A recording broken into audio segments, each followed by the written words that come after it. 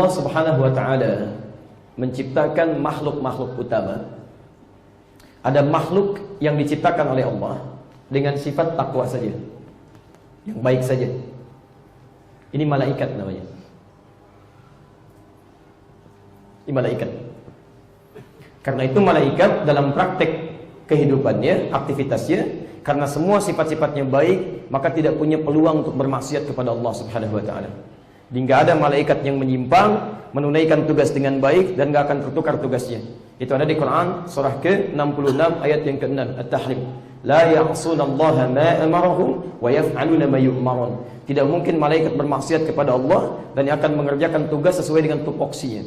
Jadi kalau misalnya malaikat maut, Quran surah 32 ayat 11, tugasnya mencabut nyawa, qul yatawaffakum malakul mautil ladzi wukila bikum, itu sampai kiamat nyabutin nyawa aja begini.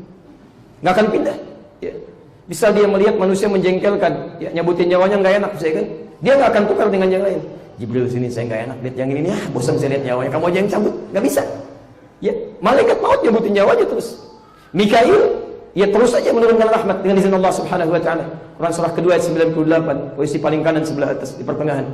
Terus saja Mikail menurunkan rahmat, malaikat maut mencabut nyawa. Jadi tidak mungkin bermaksiat. Semuanya akan mengarah kebaikan karena bekalnya takwa. Karena itu antum jangan pernah memuji malaikat, enggak ada kerjaan. Hebatnya malaikat emang hebat karena tidak punya potensi salah, selalu baik. Nah, sekarang ini yang paling menarik. Ada lawan dari takwa tadi, nafsu. Ada makhluk yang hanya diciptakan oleh Allah dengan nafsu saja, nggak ada takwanya. Apa itu? Halo? Apa itu? Hewan. Hewan. Hewan. Hewan saat diciptakan itu sumbernya cuma nafsu, nggak ada takwanya. Makanya antum jangan kaget dan jangan heran kalau hewan seringkali instingnya mengarahkan kepada kesalahan. Itu selalu terjadi. Ya. Karena itu ketika hewan berbuat salah misalnya, antum jangan iseng mencela, nggak ada kerjaan. Silakan antum cek, karena nggak punya sifat takwa, nanti saat Idul Adha antum beli kambing tuh, jantan betina misalnya, simpan samping Masjid An-Nur sambil menunggu hewan korbannya disembelih. Allahu Akbar. Itu kalaupun adzan berkumandang datang syahwatnya, dia nggak akan peduli. Baik dengar suara adzan ataupun samping masjid, ini karena nafsu yang muncul, nggak ada takwanya. Ya. Ayam misalnya, hati-hati. Anda sudah nyapu, ibu nyapu, sudah bersih, tiba-tiba lompat ayam, buang kotoran, nggak usah dicela. Dasar ayam, ya emang begitu. Antum buang-buang energi kalau mencela binatang, ya, nggak ada gunanya, karena sumbernya nafsu. Nah, kalau kedua ini dipadukan, maka berubah namanya. Jadi apa? Tidak, nggak usah ngarang, nggak usah ngarang. Baik, pelajaran mengarang cuma ada di bahasa Indonesia. Lihat, berubah namanya menjadi bashar namanya. Bashar. Disebutkan 35 kali dalam Al-Quran dalam bentuk tunggalnya. Ya. Bashar. Saya tidak katakan manusia tadi karena manusia punya 5 nama. Nanti kita akan lihat. Kadang disebut bashar 35 kali, kadang disebut ins 18 kali di Quran, kadang disebut dengan insan 65 kali di Quran, kadang disebut an-nas 241 kali di Quran, kadang disebut bani Adam atau dzurriyyah Adam 7 kali dalam Al-Quran. Di sini nama khususnya terkait tema kita disebut dengan bashar. Ini nama pertama yang disebutkan saat makhluk ini diciptakan. Quran surah 15 ayat ke-28. Wa idh qala rabbuka lil malaikati inni khaliqun bashar. Nah, sekarang perhatikan, karena kita disebut bashar oleh Quran, artinya kita punya dua potensi ini seperti yang tadi telah saya uraikan. Ada kecenderungan berbuat baik, ada kecenderungan berbuat buruk. Itulah fitnah kehidupan pertama kita. Karena antum sudah tahu sumber di diri kita ini ada potensi fitnah buruk. Bagaimana cara mengatasinya? Langsung munculkan lawannya. Ini wasiat Al-Quran plus pesan Nabi SAW. Jadi kalau antum ingin bisa menekan keburukan-keburukan dalam diri kita, caranya gampang. Tingkatkan takwa. Sudah. Keluarkan semua kalimat takwa dalam Al-Quran. Ada 115 kali kalimat dalam Al-Quran. Keluarkan ini. Lalu antum tekuni dalam kehidupan. Keluarkan, amalkan isinya. Begitu Anda amalkan isinya, maka nafsu Anda akan ditekan. Sifat buruk Anda akan menghilang. Muncullah sifat baik dalam kehidupan. Di caranya, kalau antum ingin membebaskan dari fitnah yang buruk yang bersumber dari nafsu, maka tidak ada cara lain kecuali meningkatkan takwa kepada Allah Subhanahu wa taala. Ya. Karena itulah Nabi seringkali mewasiatkan wasiat takwa dalam setiap kesempatan ta'lim Rasulullah SAW.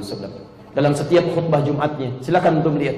Ya ayyuhalladzina amanu taqullaha haqqa tuqatih wa la tamutunna illa wa antum muslimun. Ya ayyuhan nasu taqu rabbakumul ladzi khalaqakum min nafsin wahidah. Al-ayat dan seterusnya ya. Semua takwa. Apa faedahnya? Yang diinginkan bukan cuma meningkat ibadah, bukan. Tujuan utamanya supaya tidak muncul keburukan-keburukan dalam diri kita. Saya berikan contoh pertama kalimat takwa di Quran. Quran surah kedua Al-Baqarah ayat 2 sampai dengan ayat yang kelima. Kelima itu sampai hasilnya. Dzalikal kitabu la raiba fi hudal lil muttaqin. Kalimat takwa pertama. Apa amalannya? Ayat 3-nya. Alladzina yu'minuna bil ghaib wa yuqimunas shalah. Perhatikan, salat itu bagian dari takwa. Jadi kalau antum benar menunaikan salatnya, maka kebaikan-kebaikan antum akan terangkat, sumber-sumber buruk akan ditekan. Makanya orang yang benar salatnya, itu yang pertama didapatkan bukan cuma kenikmatan dalam salatnya, tapi akan ada dampak dalam perilakunya. Quran surah ke-29 ayat ke-45. Antum hafal insyaallah ayatnya. Innas salata tanha 'anil fahsya'i wal munkar. Fahsya dan munkar enggak ada yang lain kecuali dari nafsu. Innas salat, sungguh, perhatikan cara menerjemahkannya. Salat yang ditunaikan dengan benar itu. Tolong fokus ya, lihat cara menerjemahkannya. Innas salat, sungguh salat yang ditunaikan dengan benar itu sesuai aturannya. Beda antara kalimat menggunakan alif lam dengan tanpa alif lam. Kalau tanpa alif lam disebut dengan nakirah, bebas ya. Qalam, pulpen, spidol, yang mana aja. Tapi kalau saya katakan al-qalam, yang ini, bukan yang lain, ada spesifikasinya, ada aturannya. Tayyib, semua kalimat salat dalam Al-Quran yang bermakna ibadah, itu semuanya menggunakan alif lam. Silakan antum cek. Kalimat salat pertama, wa yuqimunas shalah. Kedua Al-Baqarah 43, wa aqimus shalah. 45, wasta'inu bis sabri was shalah. 153, ya ayyuhalladzina amanu ista'inu bis sabri was shalah. Semua pakai alif lam. Quran surah 17 ayat 78, aqimis shalata liduluqis syams. 29 ayat 45, innas shalah, pakai alif lam. Artinya salat yang kita kerjakan itu enggak sembarangan. Itu yang disebutkan di awal tadi, sallu kama raaitumuni usalli. Dari mulai wudunya, berdirinya diatur betul oleh Nabi. Makanya Nabi itu saat nyusun saf saja, itu bukan cuma berbalik melihat, rapatkan, luruskan, tidak. Tapi beliau ungkapkan dengan kalimat yang disertai dengan tindakan. Kata Nabi, aqimus sufuf, rapatkan, luruskan. Bukan cuma dikatakan, tapi dijelaskan. Wahabu bainal manaqib wal aqdam. Tolong yang lurus itu ya, kata Nabi, ketika tumitnya sejajar dengan bahunya. Jadi kalau antum ingin lurus dalam sholat, mohon maaf, itu bukan meluruskan kaki bagian depan, bukan jari bagian depan, itu keliru.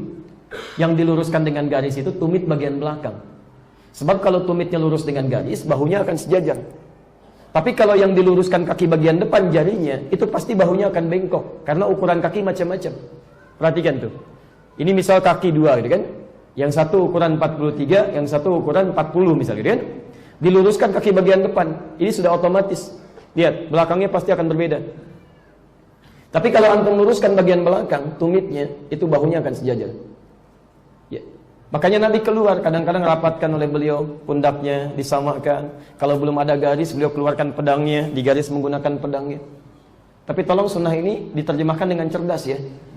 Belum ada garis, oh berarti pulang dulu bawa golok ya, Masya Allah digaris begini, ya nggak usah ya, itu artinya bikin garis supaya lurus, lihat. Dan kalimatnya menggunakan ma'nawiyah bukan lafziyah. Artinya tidak harus pakai bahasa Arab. Jadi ada kalimat lafziyah, ada ma'nawiyah. Kalau lafziyah nggak boleh diganti katanya. Kalau diganti jadi salah, maknanya jadi hilang. Azan misal lafziyah, nggak boleh diganti. Allahu Akbar, harus begitu. Keindahannya terasa, maknanya nyaman ada. Kalau antum ganti, nggak akan enak. Allah Maha Besar, Allah Maha Besar. Orang Sunda bilang, Allahu Agung, Allahu Agung. Nggak akan enak kedengarannya. Surah Al-Quran itu lafziyah, bukan ma'nawiyah. Walaupun ada terjemahannya, ketika dikatakan tetap menggunakan bahasa Qurannya, bahasa Arabnya. Wih, Masya Allah, kawan, lagi baca surat apa? Surat semut nih, bahas semut. An-Naml. Masya Allah. Kamu apa?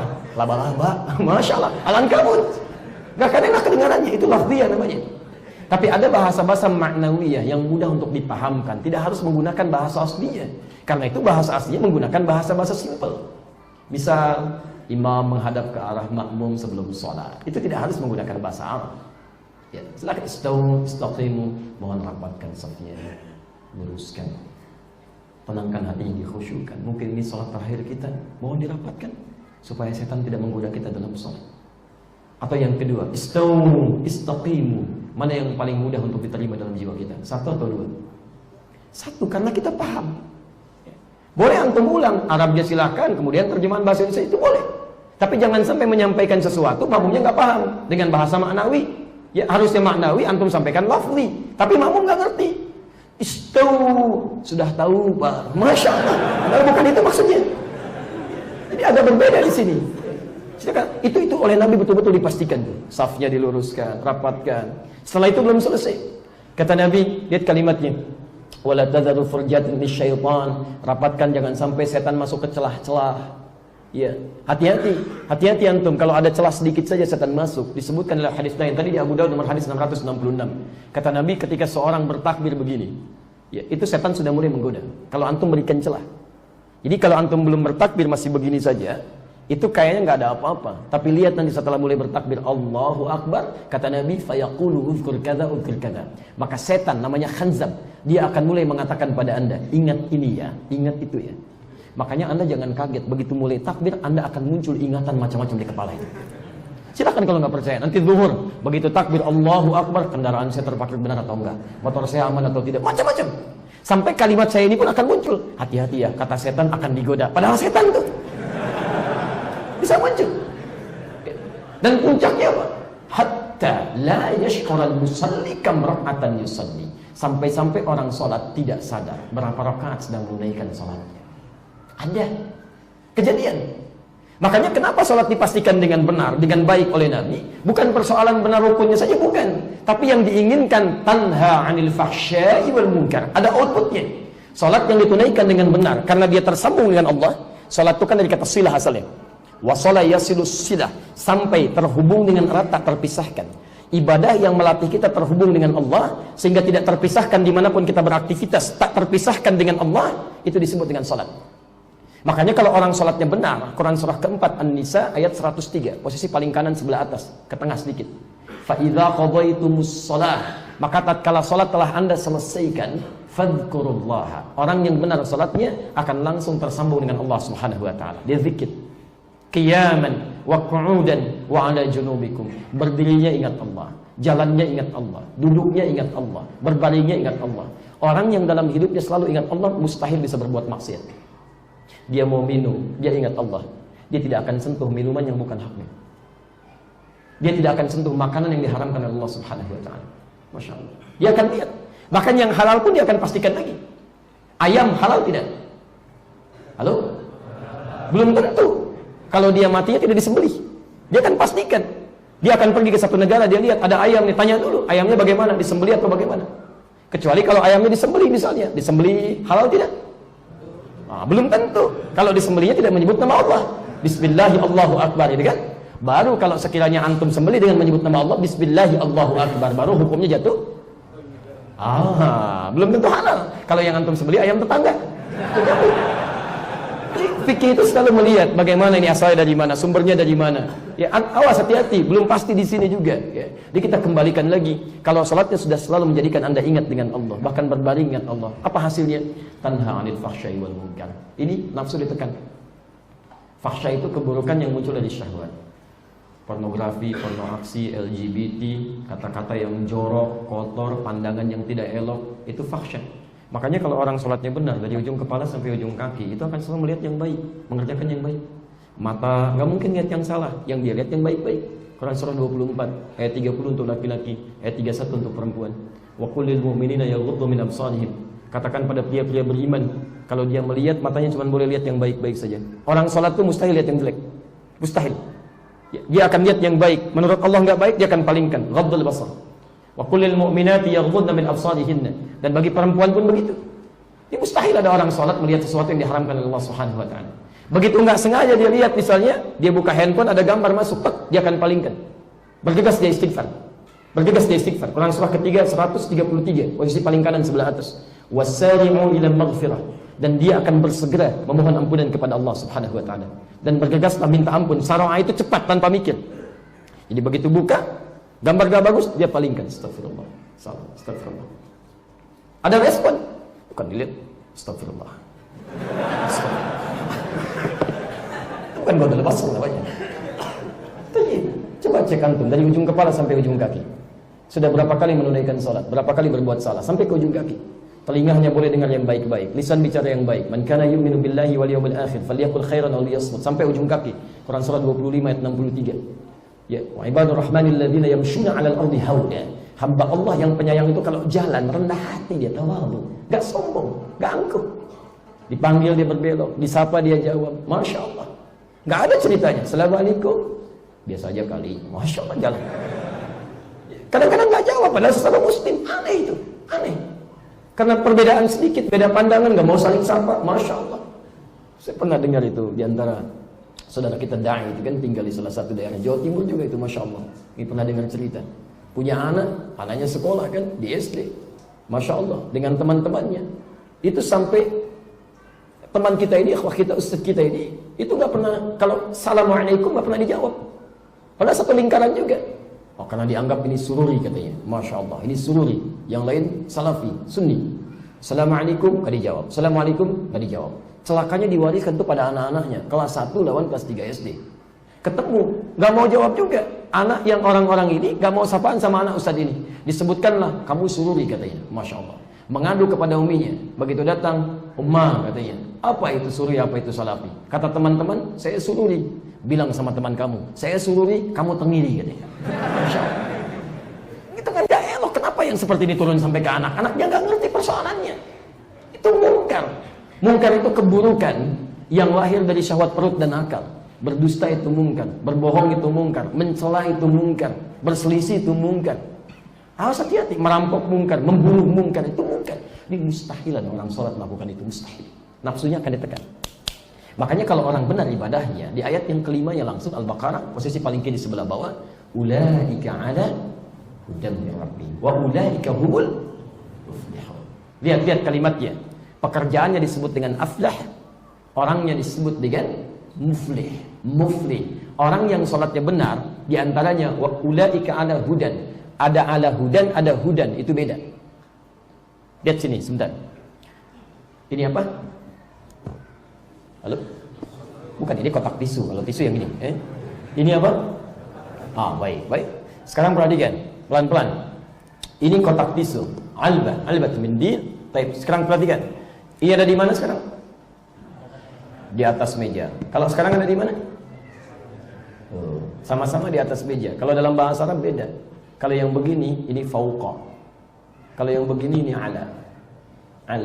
Orang yang ibadahnya benar melekat kepada Allah, maka kalimatnya bukan fauqa tapi menggunakan ala. Ulaika ala hudan, lekat dengan petunjuk Allah Subhanahu wa taala.